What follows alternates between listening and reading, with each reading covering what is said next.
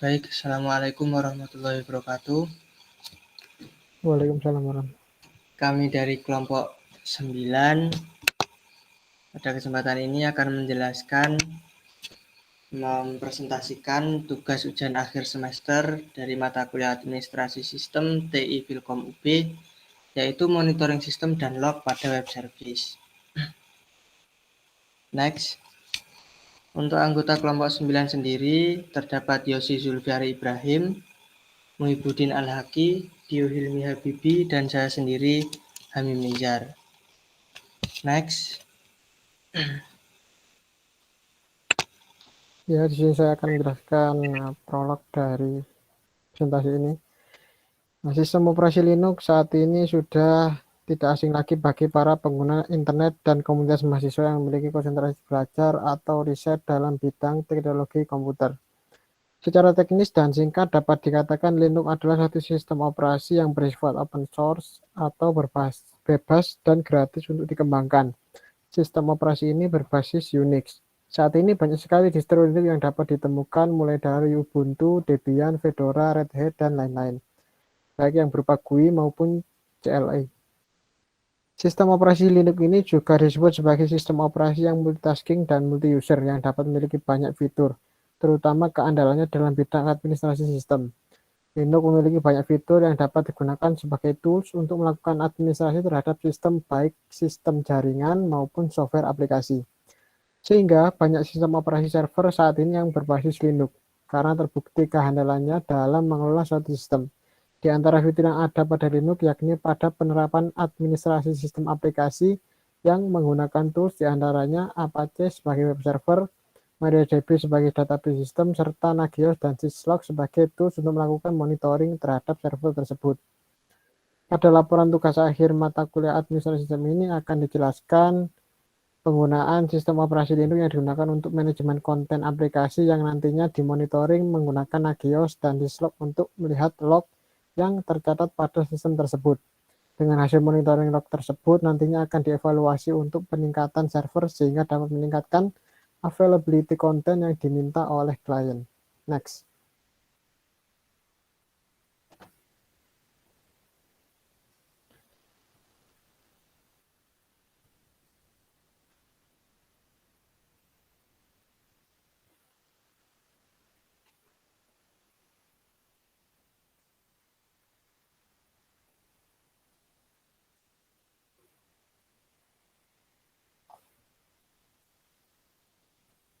Ya, spesifikasi OS dan software yang digunakan. Untuk spesifikasi OS dan juga software yang digunakan di sini yang pertama ada Nagios Server.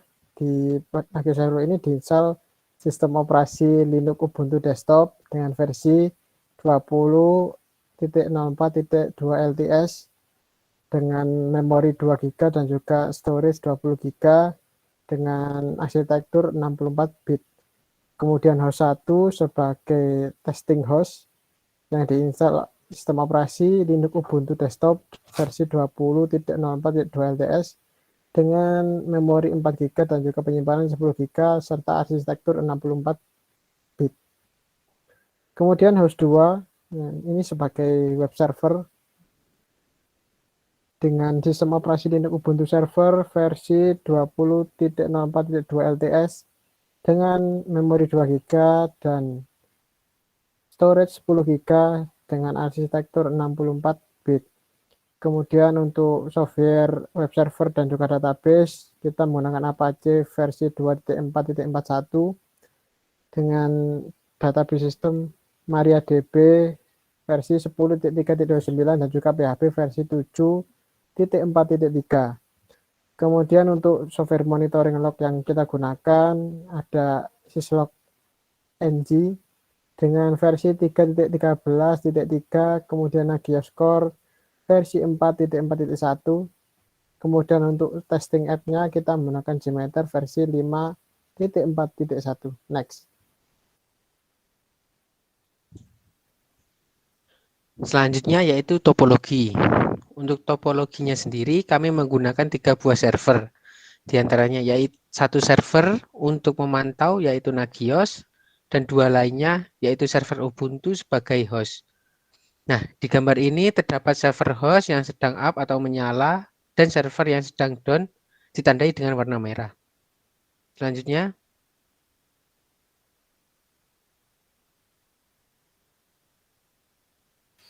Kemudian dalam pembuatan web service pada server Linux, maka dapat memasang LAMP. LAMP sendiri yaitu singkatan dari Linux, Apache 2, MySQL, dan PHP.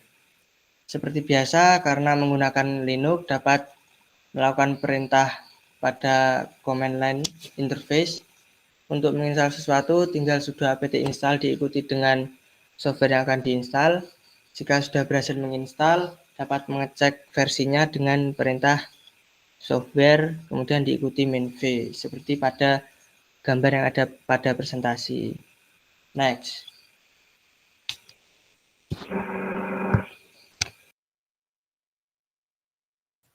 Ya, selanjutnya memberi konten pada web server.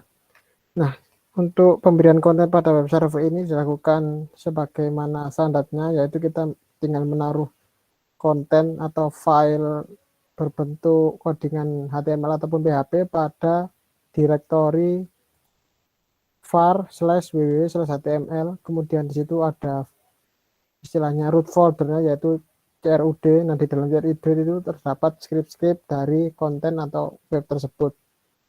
Nah, di dalam web tersebut juga terdapat database dari MariaDB yang dihubungkan melalui file di config.php. Nah, di situ didefinisikan untuk database, nama databasenya, kemudian juga ada username dan juga password dari database tersebut.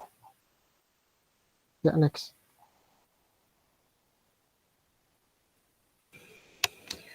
Setelah web server berhasil diberi konten, maka selanjutnya men-setting log.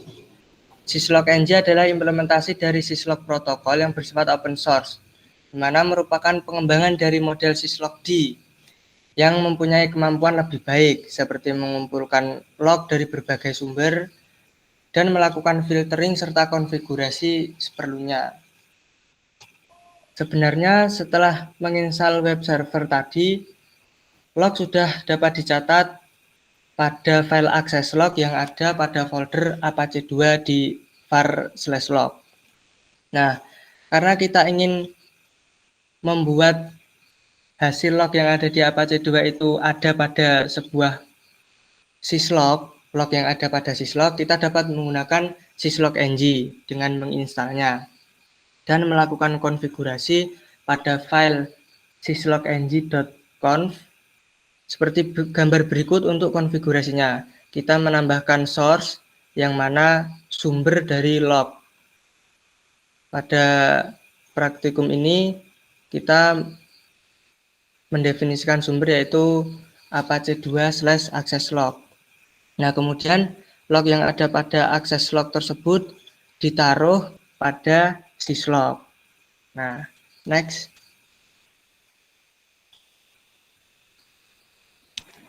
Setelah berhasil mengkonfigurasi syslog, maka log yang ada pada HTML atau Apache tersebut sudah berada pada syslog. Kemudian dapat diakses dengan menggunakan perintah tail -var/log/syslog. Kemudian akan tampil seperti pada gambar berikut. Nah, pada gambar tersebut terdapat banyak sekali informasi. Nah, ketika web server tadi diakses, maka secara otomatis akan dicatat lognya. IP orang yang mengakses maka akan dapat dilihat.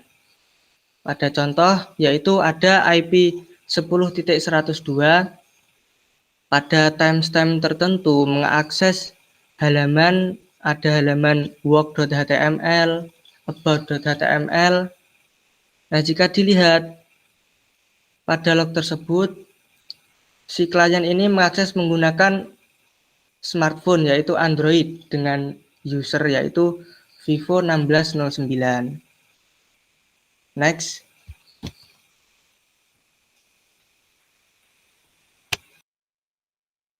Parameter yang dikonfigurasikan pada Nagios. Nah, untuk yang pertama yaitu instalasi aplikasi pendukung seperti lib apache 2 -mood -php, kemudian ada libnet -snp snmp -perl, kemudian ada lib apache 2 ada libmcrypt -dev, kemudian ada instalasi Nagios plugin.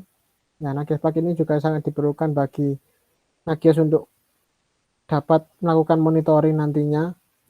Kemudian ada instalasi check_nrpe plugin. Nah, nrpe plugin ini merupakan singkatan dari Nagios Remote Plugin Executor. Nah, nrpe ini terdiri dari dua bagian. Yang pertama yaitu check_nrpe plugin yang ada di admin console. Ini digunakan di Nagios server. Kemudian yang kedua ada nrpe daemon yang ada di remote host dan fungsinya untuk mengirimkan data ke Nagios server. Kemudian pada setting pada bagian host yang akan dimonitoring, yang pertama setting pada directory /user/local/nagios/libexec. Di tempat ini melakukan plugin untuk monitoring host. Kemudian isi dari directory libexec tersebut berisi beberapa script. Contohnya ada script check linux_stats.pl. Nah, ini di develop oleh seorang developer yang berfungsi untuk melakukan monitoring pada beberapa node. Contohnya untuk monitoring GPU, kemudian CPU dan juga memori. Sehingga dalam satu script ini terdapat beberapa fungsi monitoring. Ada juga yang berasal dari defaultnya Nagios sendiri. Untuk defaultnya Nagios sendiri biasanya satu script terdiri dari hanya satu fungsi monitoring, seperti contohnya pada file check_apt. Kemudian ada setting pada directory /user/local/nagios/etc pada file nrpe.config yang digunakan untuk mendefinisikan perintah-perintah ataupun file yang ada pada directory libexec tersebut. Ini posisi dari file nrpe ini istilahnya sebagai root. Kalau ada di pemrograman Laravel itu sebagai root agar dapat mengakses semua fungsi ataupun layanan yang ada pada folder libexec. Kemudian masuk pada bagian setting pada Nagios server. Yang pertama melakukan konfigurasi pada file command.config untuk mendefinisikan command script yang ingin dilakukan. Nah, ini termasuk juga pemanggilan dari file nrpe yang telah dikonfigurasikan pada bagian host tadi. Kemudian yang kedua, konfigurasi pada file server-host2.config. Nah, file config ini mendefinisikan host yang akan dimonitoring, yaitu dapat berupa IP address, kemudian service sesuai file command. Nah, file command kan memanggil file nrpe-nya. Nah, pada bagian server host ini akan memanggil fungsi-fungsi yang ada pada directory yang disetting pada bagian host tadi.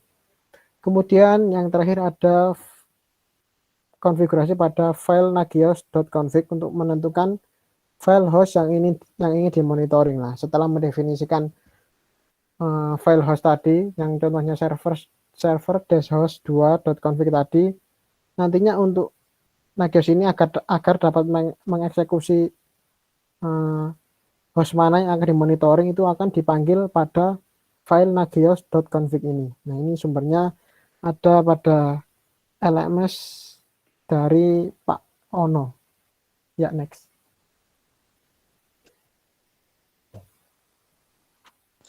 Selanjutnya yaitu pengujian performa dengan JMeter. Pengujian yang kami lakukan menggunakan JMeter dengan mengirimkan HTTP request ke server host. Hasil yang didapatkan memang tidak semua request tersampaikan atau mendapatkan respon 200, tetapi membuat trafik yang ada pada server tujuan meningkat sampai dengan keadaan kritikal. Gambar selanjutnya. Nah, pada gambar ini menunjukkan terdapat request yang berhasil ditandai dengan warna hijau dan mendapatkan respon code 200, sedangkan yang warna merah gagal. Selanjutnya, next. Baik, di sini saya akan menjelaskan tentang monitoring sistem dengan Nagios. Nagios sendiri adalah sebuah sistem pemantauan open source yang paling populer. Nagios di sini berfungsi sebagai menjaga server dan memonitor mereka sehingga tahu layanan pada server sudah sedang up atau running atau juga sedang berada keadaan down atau sedang mati. Nah, menggunakan sistem pemantauan seperti Nagios ini adalah tool penting untuk lingkungan produksi pada jaringan server apapun. Karena dengan memantau waktu kerja, penggunaan CPU atau juga disk space dapat mencegah masalah sebelum terjadi atau sebelum pengguna yang menggunakan server menghubungi kita. Nah, di sini kita akan menggunakan Nagios versi 4 dan mengkonfigurasinya agar dapat memonitoring resource host di interface web Nagios. Kita juga men-setup Nagios Remote Plugin Executor yang berjalan sebagai agent remote host sehingga kita dapat memonitor resource-nya. Di sini ada contoh untuk melihat atau memantau dari segi grafikal dari statistik dari load average Nagios atau rata-rata load dari server kita. Nah, di sini tampil seperti statistik dengan graf ini menggunakan aplikasi yang dapat berhubung langsung dengan Nagiosnya sendiri untuk menampilkan visualisasi data yang ada. Selanjutnya mungkin langsung saja ke project demo. Untuk project demo sendiri di sini saya menggunakan 2 server, yaitu server host yang pertama ini sedang keadaan mati atau down untuk sebagai uji coba pembanding antara server 2 yang kita gunakan dan server host 1 yang sedang mati. Nah, di sini terlihat server host 2 sedang aman, semua dengan status oke semua, dan pada server host 2 memiliki beberapa service yang telah diinstal pada NRPE serta atau bawaan plugin dari Nagios. Yang pertama, kita dapat memantau CPU total proses, ada pada SDA2, juga HTTP atau dalam yang web service-nya, load average untuk memantau rata-rata dari load dari website, memori RAM dan swap penggunaannya, dan MySQL status. Di sini ada status informasinya seperti connected 1, dan ada beberapa parameter yang ada, ping untuk mengecek ping kepada IP dari server host 2, SSH serta juga zombie. Mungkin langsung saja untuk dicek di load average-nya. Di sini seperti yang saya katakan tadi menggunakan library PNP for Nagios untuk memvisualisasikan datanya. Nah, di sini untuk custom range-nya, nah di sini terlihat tadi di sini sempat menggunakan JMeter untuk melakukan stress test atau untuk menggunakan agar memacu server agar menggunakan seluruh load-nya untuk dengan maksimal. Yang selanjutnya akan berkurang sampai sekarang yang masih dikirim ini. Nah, di sini untuk garis merah ini merupakan sebuah tanda kalau misalnya server berada dalam proses kritikal atau sudah melewati batas yang kita tentukan pada script di plugin dari Nagios. Nah, warning untuk peringatan saja jika bahwa load dari user yang mengakses server kita sudah berada pada level warning, yang itu nanti harusnya seorang pemantau servernya itu harus mencegah ini dengan entah meng-scale up atau melakukan performance lagi. Untuk mungkin saya coba tes untuk menjalankan bahwa server host 2 ini benar-benar berjalan. Mungkin bisa saya matikan Apache-nya untuk melihat statusnya yang nanti akan berubah menjadi kritikal. Langsung saja untuk demonya saya meremote server host 2 ini dengan IP 192.168.100.200 dengan port 22 yaitu port SSH. Dibuka, login sebagai Yosi Zulfiari, password. Nah, di sini pertama langsung saja dicek keadaan Apache-nya, sudo status service Apache 2 status. Nah, di sini terlihat statusnya sedang running dan kita coba untuk mematikannya. Langsung di stop untuk mematikannya. Lalu kita lihat status lagi. Nah, di sini terlihat service Apache 2 mati dan Nagiosnya masih terlihat oke karena pada Nagios ini disetting untuk mengecek keadaan server setiap 1 menit sekali agar tidak selalu mengecek, agar tidak membuang-buang resource juga. Untuk agar bisa melihatnya dengan cepat, mungkin bisa langsung saja di HTTP. Di HTTP langsung di reschedule untuk sekarang agar mengeceknya langsung sekarang.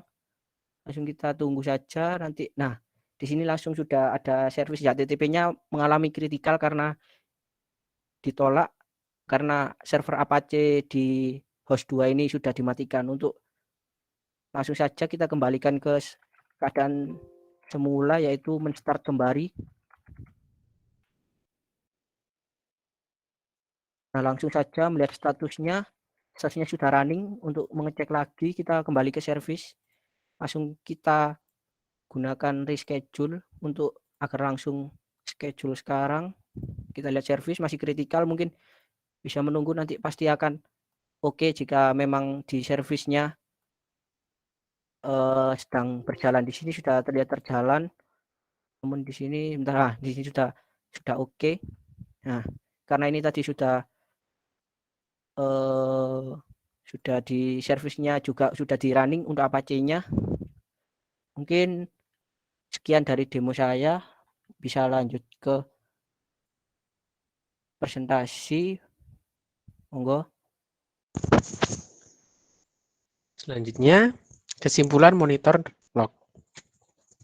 Terdapat beberapa, yaitu yang pertama status service. Terdapat 3 status server service, yaitu status OK, status warning, dan status kritikal. Yang kedua yaitu kondisi log. Jika JMeter melakukan request ke host, maka akan terjadi peningkatan log itu sendiri.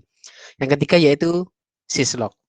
Pada syslog, log akan selalu tercatat jika web server diakses. Informasi yang ada juga memuat request method yang digunakan seperti get, post, dan lain-lain. Kemudian terdapat juga peramban yang digunakan.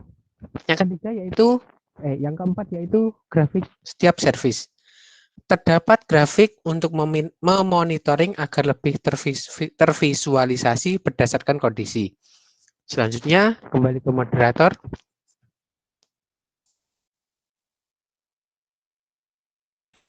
Baik, terima kasih kepada teman-teman yang telah menjelaskan. Mungkin sekian presentasi dari kelompok 9 terkait monitoring sistem dan log pada web service. Kurang lebihnya mohon maaf, kami akhiri. Wassalamualaikum warahmatullahi wabarakatuh.